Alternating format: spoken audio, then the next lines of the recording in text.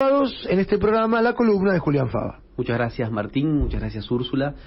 Y vamos a hablar hoy de la locura, ¿no? Mira, vamos a hablar de la locura. ¿Por qué? Por varios motivos.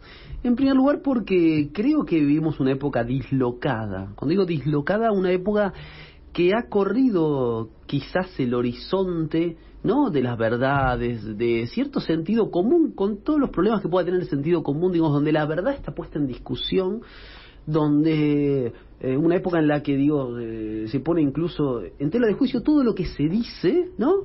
Y en Argentina mucho más, ¿no? Porque pareciera ser que hay sectores de la Argentina que ni siquiera quieren que nos vaya bien como sociedad cuando lleguen las vacunas. Y eso todavía es lo más loco, y utilizo el término locura en el sentido más lato, pero también estar fuera de la razón o dislocado, ¿no?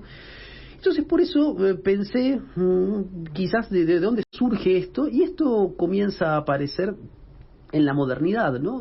A partir de los siglos XVI, XVII,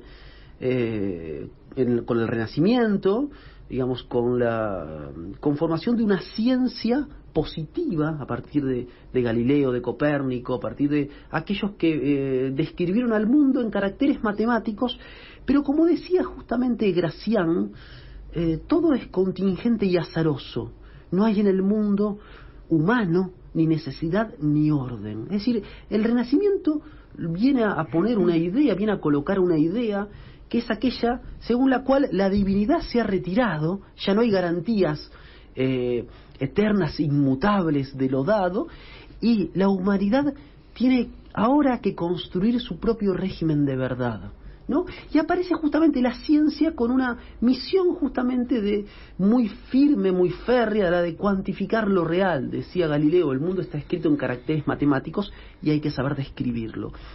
Y justamente aparece un desarrollo científico-tecnológico de la razón que va a ir justamente colocando de un lado lo normal, la normalidad, y del otro lado las supuestas desviaciones. Y pensemos, vayamos a Descartes, ¿no? Descartes, filósofo fundador de la modernidad, ¿no?, que vive entre fines del siglo XVI y muere en 1650, ¿no?, en la primera mitad del siglo XVII. Y escribe justamente sus meditaciones, y en esas meditaciones metafísicas, ¿no?, pone en discusión todo, pone en discusión absolutamente, digamos, los sentidos me pueden engañar, incluso el sueño me puede engañar. ¿No seré yo quizás materia de un sueño de alguien que está soñando? ¿No habrá un genio maligno que me engaña? Y sin embargo hay una certeza: el cogito, el yo pienso, la facultad de pensar. Y es muy interesante porque justamente, ¿no?, el sueño aparece ahí, justamente en ese siglo XVII. Pensemos que es el siglo de oro español, en el barroco español también, en Calderón de la Barca, La vida es sueño, aparece toda una temática del sueño. El sueño quizás como una duplicidad de lo real, ¿no? Y justamente el sueño, los sentidos, las opiniones, quizás todo sea materia de engaño, quizás todo sea materia de una realidad que podría estar o no estar. Y entonces aparecen las instituciones haciendo ¿qué cosa?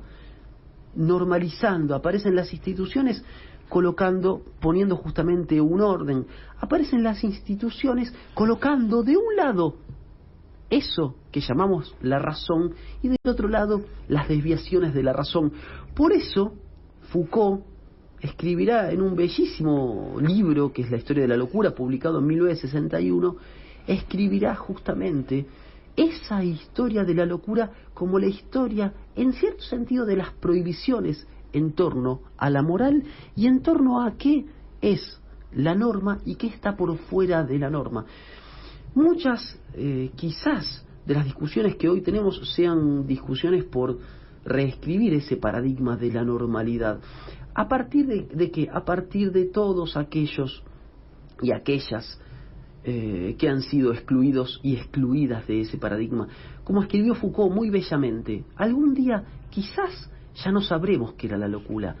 Su forma se habrá cerrado sobre sí misma y las huellas que le quedarán ya no serán inteligibles. Para la mirada ignorante, ¿serán esos rastros algo más que simples marcas negras? A lo sumo, formarán parte de esas configuraciones que ahora no podemos formar, pero que serán las redes indispensables que harán legible nuestra cultura y a nosotros mismos para el futuro. Efectivamente, en algún momento esas supuestas desviaciones, estas supuestas anormalidades serán parte del pasado y serán parte de un nuevo paradigma, de un nuevo orden. Fíjense lo que dice Foucault y agrega: Artaud pertenecerá entonces a la base de nuestro lenguaje y no a su ruptura. Las neurosis se colocarán entre las formas que son constitutivas y no desviadas de nuestra sociedad. Todo lo que experimentamos hoy como límites, extrañeza o intolerancia se habrá unido a la serenidad de lo positivo, y lo que nosotros designamos como externo podría llegar algún día a designarnos.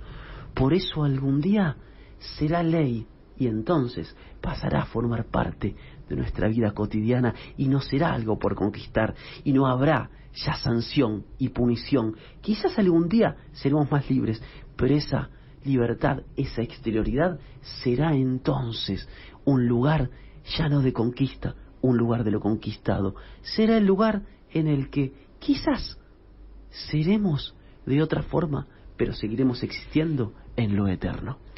La columna de Julián Fava.